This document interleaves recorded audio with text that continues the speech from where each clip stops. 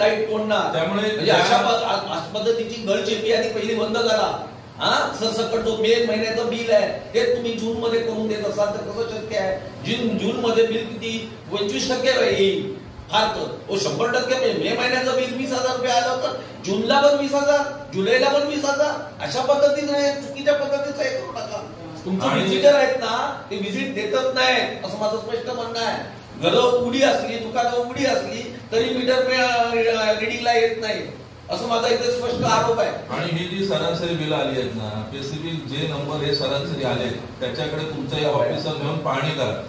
आणि त्या संबंधित जी एजन्सी आहे जो ते बिल काउंटिंग करायला जातो त्यांना पण पत्र द्या.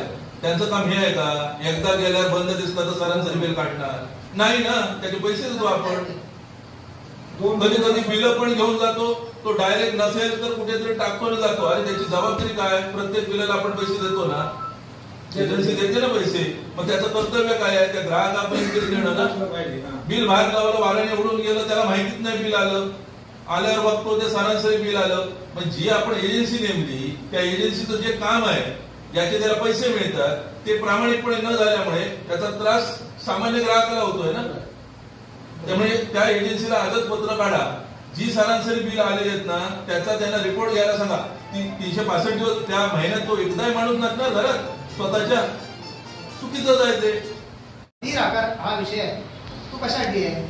भाडा म्हणून काहीतरी नाही, भाडं नाही. स्थिर आकार म्हणजे जे काही इन्व्हेस्टमेंट केलेले कंपनीनं तर त्याचं पर्टिक्युलरली शेअर्स त्याच्या लोड म्हणून त्याच्याकडून घेण्यासाठी तो स्थिर आकार केला. आणि वहन कर म्हणजे की युनिट जनरेशन पासून ते आपल्यापर्यंत येते त्याचं जे काय वहन कर आहे ते त्यांनी लावलं. आम्ही तुम्हाला सांगितलं की सर्व्हिस लाईन बदला किंवा लाईन बदला तर तुम्ही बदलत नाही. कित्येक महिने तशीच आहे. मागच्या वेळी फक्त बदलली गेली कशाला? कॉपर जी आहे ते विकून खायची होती. पहिली कॉपर होती मालवण शहरात. ते कॉपर हे तुमच्याच कर्मचाऱ्यांनी काढून विकून खाल्ले, त्याच्या बदल्यात त्यांनी फक्त बदलले. आता जर बदलायला सांगितले तर बदलली जात नाही.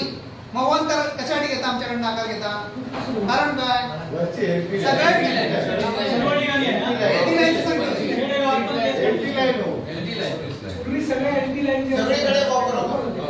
मालवण शहराचे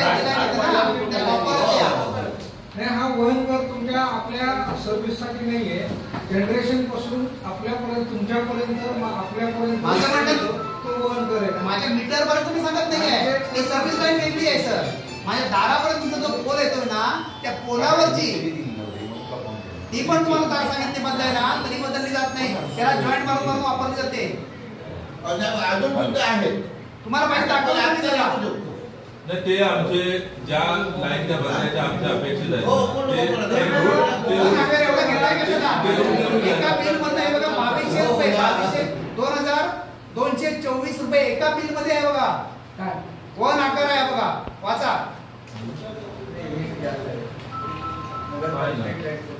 स्ट्रीट लाईटचं बिल आहे नाही बघा जरा वैयक्तिक बिल आहे. सुविधा केंद्राचे मीटर हे काय तुमचं बिल आहे ते युनिटच्या प्रमाणात असते. मी तेच म्हणतोय प्रमाणाचे आकार तुम्ही घेताय ना मग त्याला तुम्ही सुविधा द्यायला नको. आपले कंडक्टर आहेत का तेवढे ताकदीचे? याच्या प्रमाणे कॅल्क्युलेशन करून वीज आपण युनिट वापरतो त्याच्यात तुम्ही बिल धरता. वीज आपण अतिरिक्त वापरला त्याचं बिल धरताय आणि परत आणून तुम्ही जोडणार वाहन कर तिकडनं. हे वास्तविक चुकीचं आहे ना. युनिट प्रमाणे तुम्ही बिल घेता वाहन कर कशाला घेता? वाहन करला आमचं ऑब्जेक्शन आहे. तो काही विषय असू दे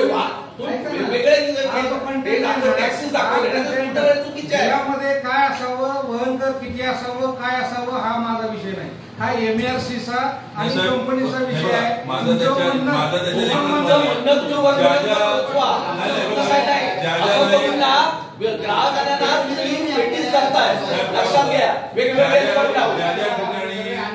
ज्या सर्व्हिस वायर आहेत म्हणजे पोलावरच्या लाईन ज्या आहेत ना तिथे जो प्रॉब्लेम आहे समजा आता आमच्या माझ्या नगरसेवकांनी सांगितलं तर त्यांच्याकडचा जो बेसिफिक आहे ना तिथे वारंवार जो पोलावरची ती लाईन तुटली जाते आणि ते जॉईन करून परत तीच लाईन लावली जाते. अशाच प्रकार दांडीवरच्या भागामध्ये देखील आहे. म्हणजे हे आतमधल्या ह्याच्यात आणि ते ज्या ठिकाणी कोरमच झाली आहे ते बदल करणं गरजेचं आहे ना. शिष्टमंडळ बाहेर आहे, 100 लोक बाहेर आहे. ते येणार आहे. हो, त्यांचं सगळं घरादारातले सगळे फॅन जळून गेले, त्यांची टीव्ही जळून गेलं, हे नाहीये, त्यांची तुमची शाश्वती नाहीये. त्याच्यावर ते नगरपालिकेने ती एक सुविधा दिली, ती तुमची सुविधा उपलब्ध होती. कारण एमएससीबीची माणसं त्यांनी द्यायला पाहिजे होते. ह्याच्यावर चढून पोलवर चढून उद्या तुमचे वायरी अशा वसानी खाली आल्या, लोंबताय, तिथे कुठेतरी हे लागलं, करंट लागला, तो बिचारा मारणार. असं असताना आम्ही एजन्सी नेमणूक केली, ते आम्ही सुविधा उपलब्ध करून दिली. आम्ही स्वतः सगळे लोकप्रतिनिधी सीएम कडे गेलो, आम्ही तो प्रश्न उपस्थित केला. आता सगळंच प्रश्न तुम्ही वीज वितरण कंपनी जे बिल घेतोय दरमहा माझ्या मते 3 ते 4 लाख रुपये ते 5 लाख रुपये बिल आहे. ते कंझ्युमरच आहोत ना, नगरपालिका ही कंझ्युमरच आहे. मग कंझ्युमर या नात्याने तुम्ही काहीच सुविधा देणार नाही, सगळंच नगरपालिकेवर ढकलताय. ते गेले 20 वर्ष म्हणजे या नगरपालिकेत 25 वर्ष आहे. लक्षात ह्याच्यावर जर काढा, आतापर्यंत एवढे साहेब होऊन गेले ना बघा, या 5 वर्षातलेच हे तुमचे नियम बदललेले आहेत. पूर्वी सगळे पोलवर चढणारे माणसं पण वीज वितरण कंपनी देत होती, म्हणजे एमएससीबी देत होती. आता हे बंद झाले आणि आम्ही सगळी सुविधा उपलब्ध करून द्यायला सुरुवात केली. आम्ही करू, नाही करायला तसं नाही, पण तुम्ही हात सगळे चिडकारू नका. लक्षात आमचे प्रश्न आहेत ना, ते आमच्याकडून सॉल्व्ह व्हायला पाहिजे. नाही म्हात्रे साहेब, माझं एकच मत आहे, ज्या गोष्टी नाही बघा आचरेकर साहेब बोलले ते 100% बरोबर आहे. एमएससीबी हा एक तुमचा कंझ्युमर आहे, तुम्हाला त्याला सर्व्हिस देणं गरजेचं आहे. आता त्याच्यात जर अडचण असेल, त्याच्यासाठी तुमची तरतूद नसेल, काय नसेल, तर तुम्ही वरिष्ठ कार्यालयाला अहवाल द्या ना. आमचे बसलेले पालकमंत्री आहेत, जे एक नगरपालिका विविध माध्यमातून जर तुम्हाला 1 कोटी रुपये वार्षिक जर पैसे भरत असतील, लाईटच्या माध्यमातून, स्ट्रीट लाईट असेल, अन्य ह्याच्यातून, तर त्या 1 कोटी रुपये साधारण भरणाऱ्या एजन्सीला जर तुमची सर्व्हिस नसेल तर परत नगरपालिकेवर लोड टाकणार का आपण? विचार पाहिजे. मागच्या महिन्यात ते तारीख आहे पाहिजे, देतो मी 10 अंकी दाखवतो तुमच्या रजिस्टरला आहे. 7-8 कस्टमरांची नावं घालून सही करून दिली. येत नाही, आता माझं काम नाही, सांगतो. काय म्हणतो साहेब, काल